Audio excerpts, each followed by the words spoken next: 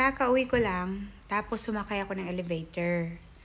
Well, syempre, 'di ba, alam niyo naman dito sa Taiwan, talagang condominium yung tinitirhan ng mga tao, kaya meron talagang elevator. And then, naalala ko na this year, syempre, judge ako ng isang competition. Tapos, meron akong nabasa doon. Sabi niya na talagang bilib na bilib siya sa mga Taiwanese kasi napaka-disiplinado. Halimbawa na yung pagsakay ng elevator.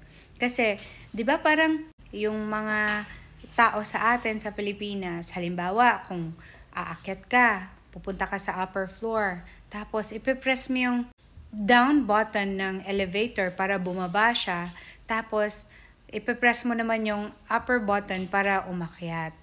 Pero kasi, I'm not sure kung old system ba yung elevator sa atin sa Pilipinas. Kasi para bumaba, kailangan mo pang i-press ang pababa, tapos para umakyat, kailangan mong i-press ang button paakyat. Baka ganon yung system. Pero dito kasi sa Taiwan, since the very first time na nandito ako hanggang ngayon, ang system kasi ng elevator is ganito.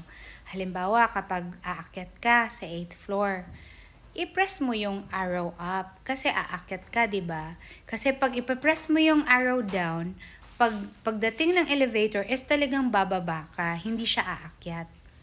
So ibig sabihin automatic siya na alam niya na aakyat ka. So halimbawa, nasa first floor ka, tapos gusto mong pumunta sa 10th floor, i-press mo up, tapos sakay ka ng elevator, pag yung arrow paakyat, ibig sabihin nun is aakyat ka na, 'di ba? So marami kasing nalilito, kahit nga artista dito sa Taiwan, merong isang artista na sinabi niya na kahit siya minsan nalilito siya sa elevator na kapag aakyat siya, minsan mapipress niya yung pababa para bumaba yung elevator, but you don't really have to do that kasi automatic na yung system ng elevators dito. So, pag paakyat ka, you just have to press up.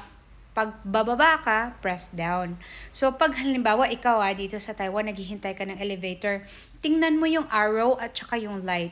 Kapag yung light at ang arrow is paakyat, ibig sabihin paakyat yung elevator na yun. Tapos pag pababa, syempre pababa naman yung elevator. Kasi yung iba nakakasakay tapos papuntang B5. Kasi akala nyo paakyat na siya kaagad. No, it's not that way. So you have to check kung ano yung arrow or direction ng elevator. So, again, I'm just glad kasi yung kababayan natin na sumulat ng ganon, talagang humanga siya sa pagka-disiplinado ng mga Taiwanese. So, ako din, until now, humahanga pa rin ako sa mga Taiwanese kasi talagang napakabuti nila sa totoo lang, in general. Kahit iba't ibang tao na yung nakasasalamuha ko, I still think na talagang mabubuting tao yung mga Taiwanese.